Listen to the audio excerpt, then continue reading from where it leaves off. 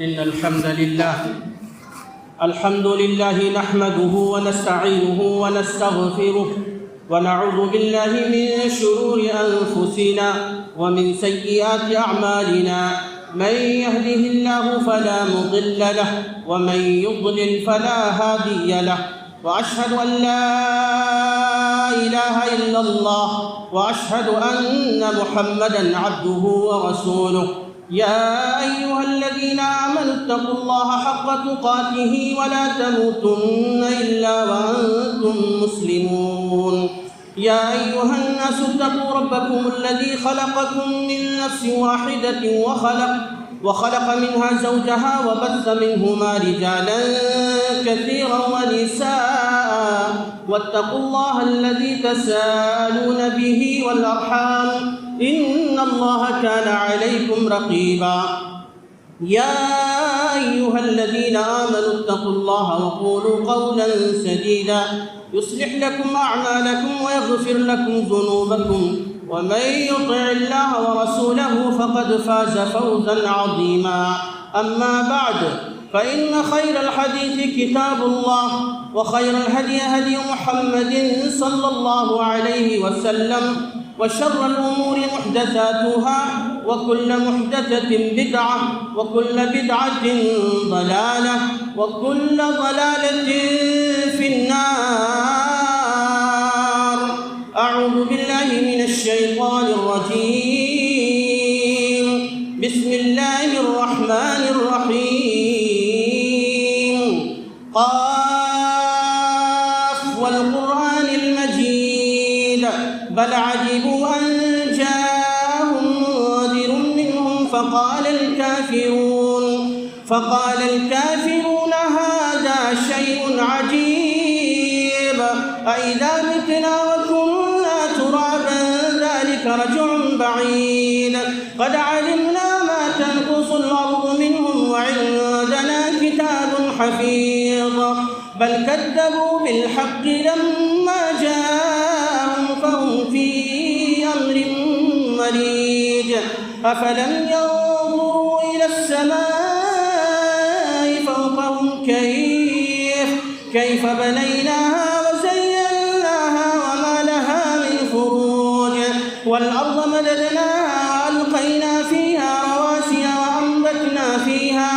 وأنبتنا فيها من كل زوج بهيج تبصرة وذكرى لكل عبد منيب ونزلنا من السماء ماء مباركا فأنبتنا به جنات وحب الحصيد والنخل باسقات لها طلع نضيد رزقا للعباد وأحيينا به بلدة ميتا كذلك الخروج كذبت قبلهم قوم نوح وأصحاب الرس وثمود وعاد وفرعون وإخوان لوط وأصحاب الأيكة وقوم تبع كل كذب الرسل فحق وعيد أفعينا بالخلق الأول بل هم في لبس من خلق جديد.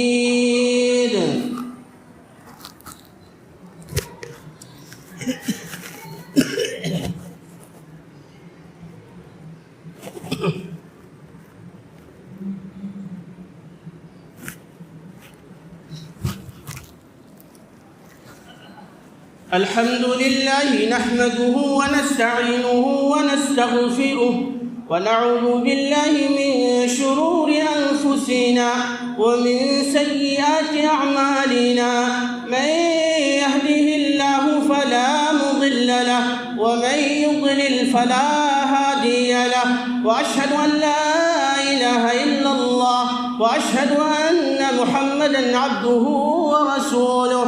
سبحانك لا علم لنا إلا ما علمتنا إنك أنت العليم الحكيم. رب اشرح لي صدري ويسر لي أمري أمري واحلل عقدة من لساني يفقهوا قولي رب زدني علما رب زدني علما اللهم رب زدني علما. أعوذ بالله السميع العليم من الشيطان الرجيم. بسم الله الرحمن الرحيم. قل يا عبادي الذين أسرفوا على أنفسهم لا تقنطوا من رحمة الله إن الله يغفر الذنوب جميعا إنه هو الغفور الرحيم. گناہوں کی نحوست بڑھ رہی ہے دم بدم مولا. گناہوں کی نحوست بڑھ رہی ہے دم بدم مولا. میں توبہ پر نہیں رہ پا رہا ثابت قدم مولا.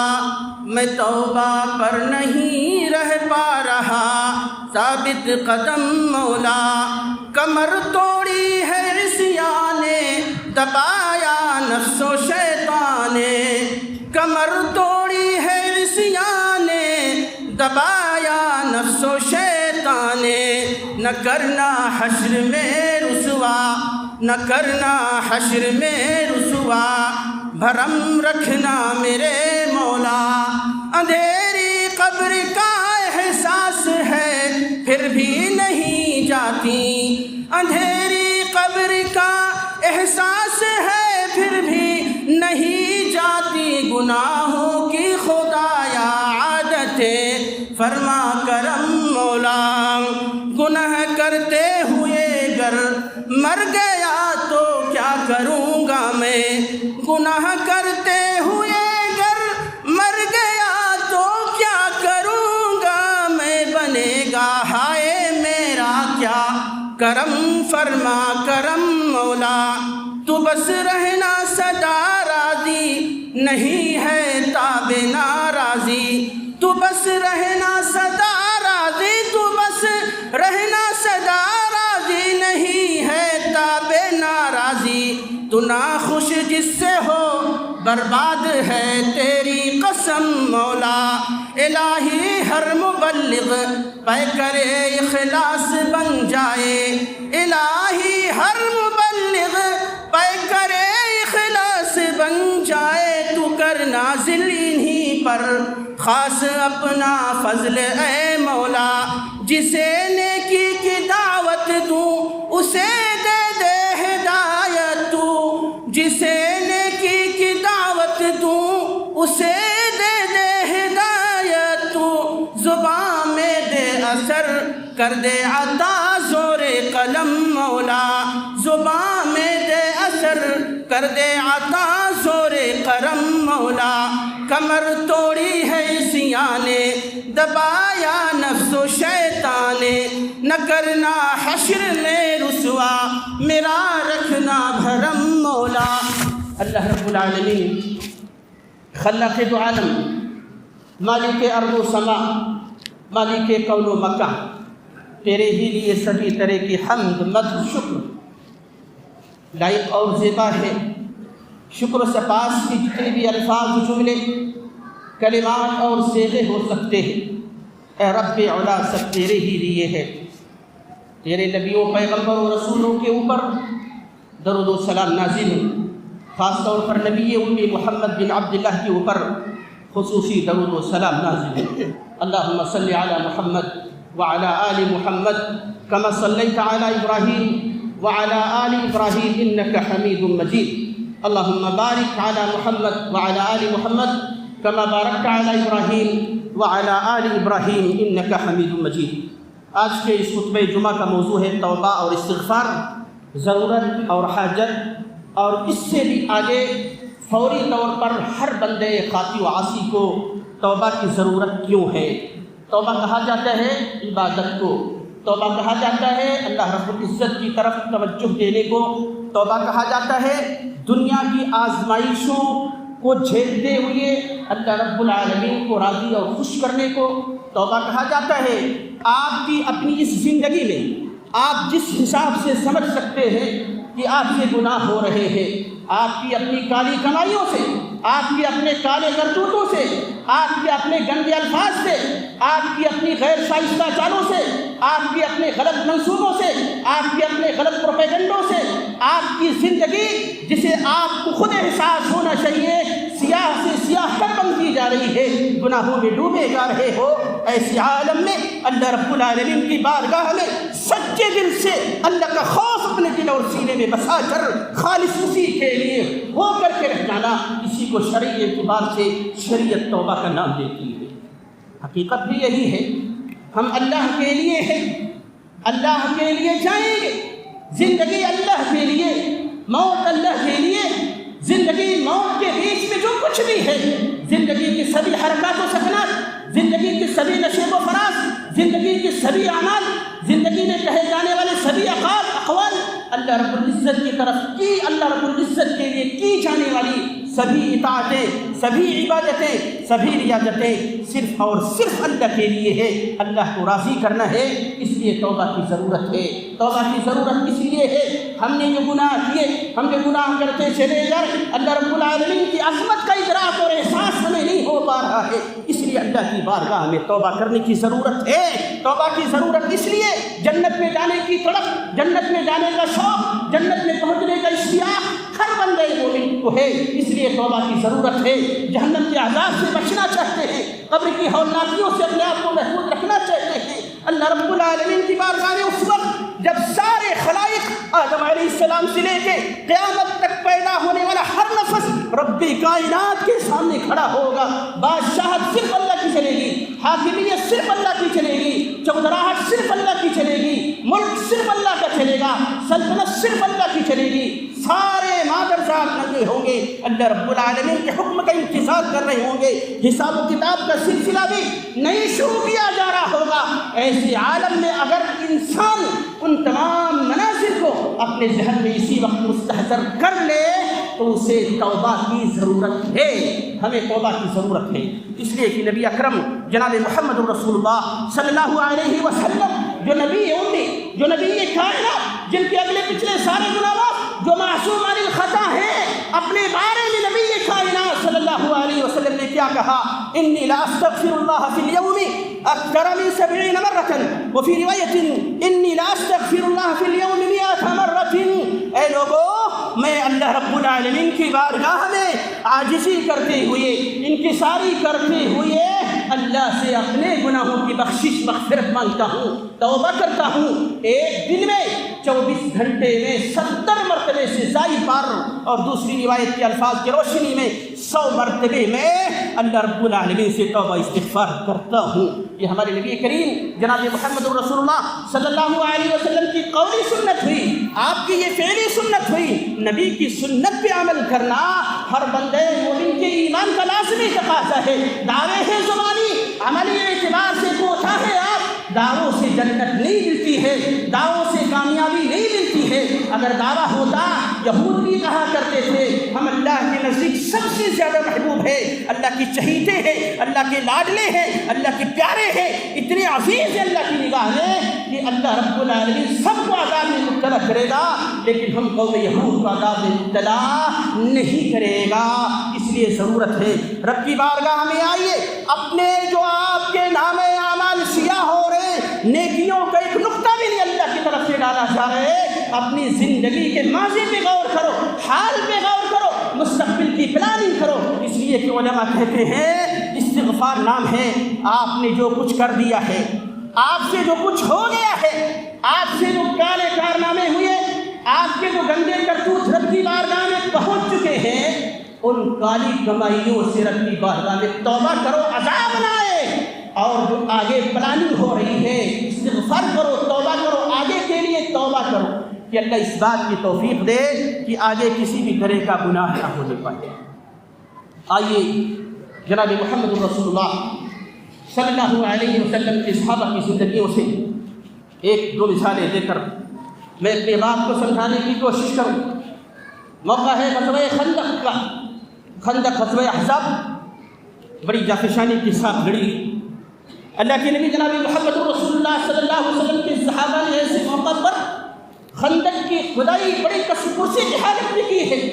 صحابہ کہتے ہیں کہ ہم خندق کی کھدائی کرتے تھے اور اپنے پیٹ میں پتھر باندھ لیا کرتے تھے، بھوک اور پیاس کی اتنی شدید حالت ہوا کرتی، ہمیں پیاس کھانے کے لیے کچھ نہیں ہوتا۔ اللہ کے نبی جناب محمد رسول اللہ صلی اللہ علیہ وسلم نے ایک موقع پر اپنے صحابہ کو اپنا شکم بھی دکھایا، دیدار کروایا۔ صحابہ نے دیکھا نبی اکرم صلی اللہ علیہ وسلم نے خندق کی کھدائی کر رہے ہیں، پتھر ہٹا رہے ہیں، چٹانیں توڑ رہے ہیں، اور آپ صلی اللہ علیہ وسلم کے بطن مبارک پر، آپ کے پیٹ پر بھی 3 پتھر بنے ہوئے ہیں۔ صحابہ کی آنکھ میں آنسو، نبی کائنات جناب محمد رسول اللہ صلی اللہ علیہ وسلم کی آنکھ میں آنسو۔ غزوہ خندق فائنل ہوا، اللہ کی رحمت ہوئی، مسلمان صحابہ کامیاب ہوئے، لیکن وہ مرحلہ آیا کہ غدار گھر کا بیدی لنکا کھائے۔ بنو قریظہ جو یہودی قبیلہ ہے، مدینے کے اندر 3 یہودی قبیلوں میں سے ایک کا نام بنو قریظہ ہے قبیلہ، یہ بھی آباد تھا۔ بنو قریظہ کے لوگوں نے خندق کے موقع پر اسلام کے خلاف، اہل اسلام کے خلاف کفر اور کفر کا ساتھ دیا ہے، غداری کی ہے، لیکن نبی کائنات صلی اللہ علیہ وسلم کو اس کی کوئی جانکاری نہیں ہے۔ آپ غیب دان نہیں تھے، آپ غیب کے جاننے والے نہیں تھے۔ قل لا يعلم الغیب الا اللہ، اللہ کے سوا کوئی بھی غیب نہیں جانتا۔ سرور کائنات رحمت عالم صلی اللہ علیہ وسلم کے پاس جبریل امین نازل ہوتے ہیں۔ جبریل امین آ کر کے کہتے ہیں، اے اللہ کے نبی رسول اللہ، آپ نے تو اپنے جسم سے اپنے جنگی ہتھیار اتار دیے، لیکن فرشتوں نے اپنی جنگی لباس اور ہتھیار نہیں اتارے۔ رسول اللہ صلی اللہ علیہ وسلم نے منشا جاننی چاہیے، کہنا کیا ہے؟ جبریل امین کیا کہنا چاہتے ہو؟ جبریل امین نے کہا خندق و احزاب کی جنگ تو فائنل ہو گئی، صحابہ جیت گئے، ہم جیت گئے۔ اس غزوے میں میں فرشتوں کے ساتھ موجود تھا، غزوہ ختم ہو گیا، اس کے بعد بھی میں نے قریش کے لوگوں کا تعاقب کیا، پیچھا کیا، وہ بھاگ نکلے، لیکن ابھی ایک جنگ باقی ہے، ایک مورچہ باقی ہے۔ بنو قریظہ کے لوگ جو انصاری قبیلوں کے حلیف ہیں، خاص طور پر قبیلے یا اس کے حلیف ہیں، ان کی ذمہ داری یہ تھی کہ انصار صحابہ جہاں رہتے، مدینے والے جہاں رہتے وہ بھی وہاں رہتے، لیکن بنو قریظہ کے یہودیوں نے غداری کی ہے اور انہوں نے مدینے کے اندر رہتے ہوئے بھی باہر کے لوگوں کا، قریش کے لوگوں کا، بنو نذیر کے یہودیوں کا ساتھ دیا ہے۔ اے اللہ کے نبی، آپ قریظہ میں چلیے۔ رسول اکرم جناب محمد رسول اللہ صلی اللہ علیہ وسلم نے اپنے ایک صحابی کو بنو قریظہ والوں سے جنگ کے اعلان کے لیے کہا، حکم دیا۔ بلال بن رباح کا نام لیا جاتا، حضرت بلال رضی اللہ تعالیٰ عنہ نے اعلان کیا، لا يصلين احدكم العصر الا في بني قریظہ۔ اے لوگوں، ابھی جنگی لباس نہیں اتارنے، ابھی جنگی ہتھیار نہیں اتارنے، اس لیے کہ سب سے بڑا دشمن جو ہمارا سب سے بڑا دشمن ہے، اس دشمن سے جنگ کرنی باقی ہے۔ بنو قریظہ میں پہنچے سارے، مورچہ شدید ہے، یہود چالاک، عیار، مکر قوم، شروع زمانے سے، شروع دنیا سے آج تک یہ عیاری، دسیسہ کاری، چالاکی، مکاری میں اس کی بہت خفیف مثال دی جاتی ہے۔ ان یہودیوں نے دیکھا کہ مسلمان پہنچ چکے ہیں، ان کا سردار نبی اکرم جناب محمد الرسول اللہ صلی اللہ علیہ وسلم ان کے ساتھ ہے، آسان بات نہیں تھی۔ ان یہودیوں نے اپنے آپ کو مسلم مجاہدین کے سامنے لا کے نہیں کھڑا کیا، بلکہ وہ اپنے قلعوں میں محصور ہو گئے، قلعے کے دروازوں کو اندر سے بند کر لیا، اندر ہی رہنے لگے۔ 25 دن تک یہ محاصرہ جاری رہا۔ اس کے بعد بنو قریظہ کا جو سردار ہے کعب بن اسد یہودی، وہ یہودی کہتا ہے کہ اس مرتبہ جان نہیں چھوٹنے والی ہے، یہ محمد اپنے ساتھیوں کے ساتھ ڈیرا جمائے ہوئے ہیں، یہاں سے جانے والے نہیں، ہمیں کیا کرنا چاہیے؟ اس یہودی سردار نے اپنے بڑے لوگوں کو بلا کر کے مشورہ دیا اور لیا، کہا 3 تجاویز ہیں میرے پاس، 3 آپشنز، ان میں سے کوئی ایک بات مان لو۔ کہا اس سردار کعب بن اسد نے کہ ہمیں جنگ نہیں کرنی چاہیے، ہمیں محمد کی بات مان لینی چاہیے، ان کی اطاعت کرنی چاہیے، اس لیے کہ ہم بھی انہی کے ہیں، اگر جنگ کریں گے تو ہماری عورتیں اور بچے مارے جائیں گے، جنگ نہیں کریں گے تو ہمارے عورتیں بچے، ہمارے اموال و جائیداد محفوظ ہیں۔ کہا نہیں، اس چیز کو ہم قبول نہیں کر سکتے، توریت کے حکم کے خلاف نہیں جا سکتے۔ کہا دوسری تجویز یہ ہے کہ اگر ایسا نہیں کر سکتے ہو تو پھر ہم اپنے ہی ہاتھوں اپنے بچوں اور عورتوں کو قتل کر دے اور خود سر کے اوپر کفن باندھ کے میدان جنگ میں نکلے، مانا یہ ہوگا اگر ہم بھی مار دیے گئے تو پھر ہمیں اپنے بچوں اور عورتوں کی کفالت کا کوئی مسئلہ ہی نہیں رہ گیا۔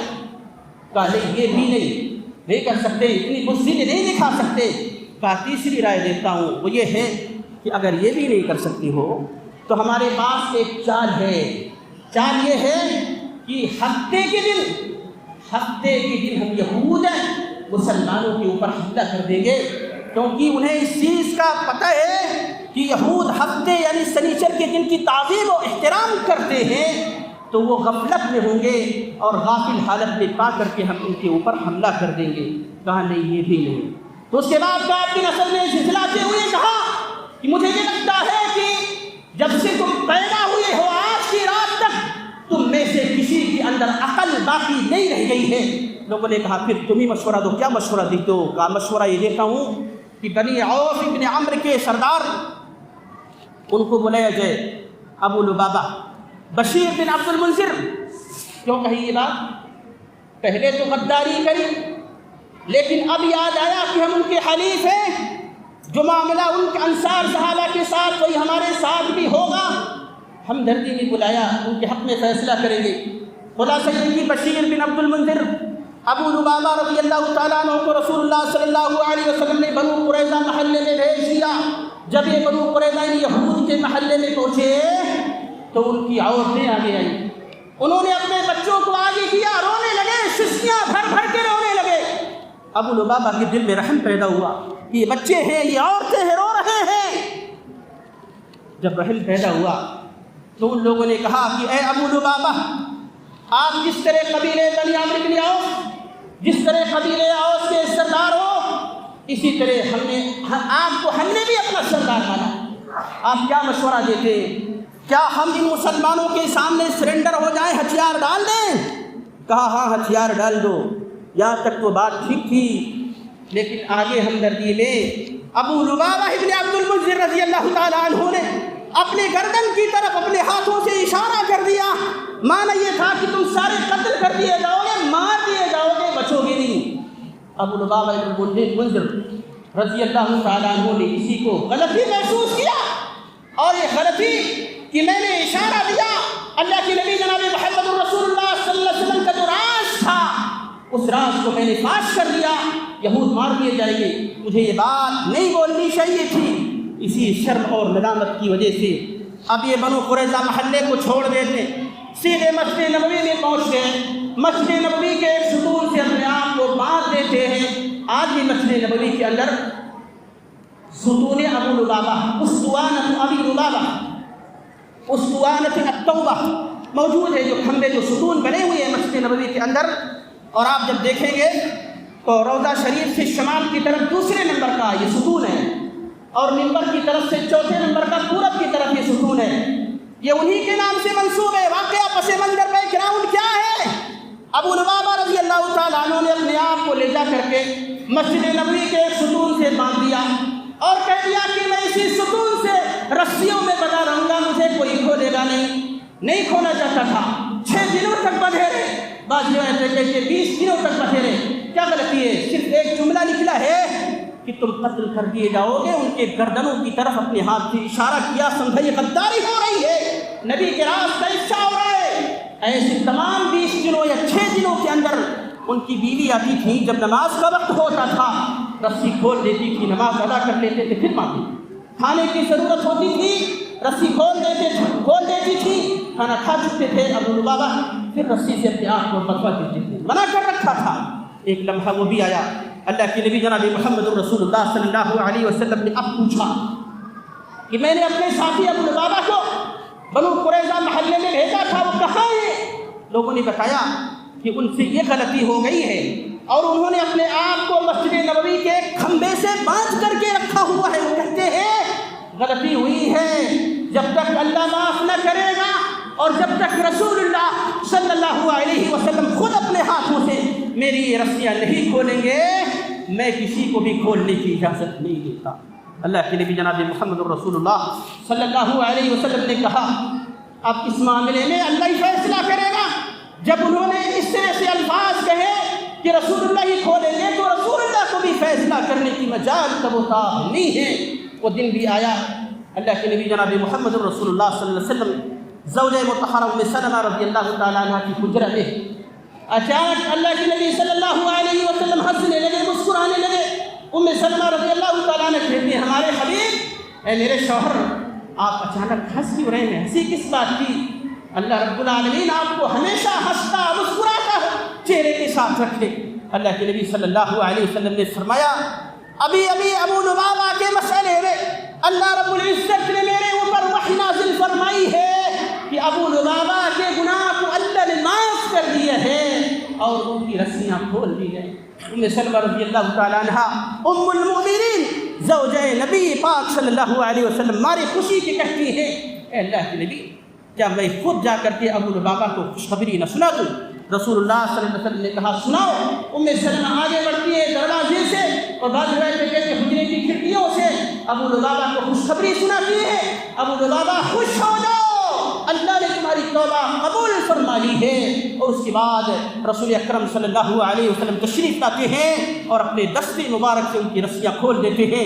خوشی کا لمحہ ہے، فرحت و انبساط کے آنسو ہے، ہمارے خوشی کے کہتے ہیں اللہ کے نبی میرے پاس جتنی بھی جائیداد ہے، میرے پاس جو بھی اولاد ہے، زمین ہے، کھیتیاں ہیں، باغات ہیں، جو بھی ہے، میں سب کچھ اللہ کے راستے میں صدقے کے طور پر دینا چاہتا ہوں۔ اللہ کے نبی نے کہا نہیں، اس کی ضرورت نہیں ہے، اپنے پاس روک کر کے رکھو، اپنے سارے اموال میں سے 1/3 ایک تہائی حصہ اگر دینا چاہتے ہو تو اللہ کے راستے میں لو۔ ہمیں یہ سمجھنا یہاں پہ یہ ہے صحابی جلیل ہر وقت اللہ کا خوف، ہر وقت اللہ کی عظمت کا احساس، جہنم کا خوف، قبر کی ہولناکیوں سے ڈرنے والے، اللہ کے نبی کی ایک ایک سنت پر قربان دے جانے والے وہ صحابی رسول، ان سے کیا چوک ہوئی؟ صرف ایک معمولی سی چوک ہے کہ مجھ سے اشارہ ہو گیا گردنوں کی طرف، اور یہودیوں کو نبی کریم صلی اللہ علیہ وسلم کے راز کے بارے میں پتہ چل گیا۔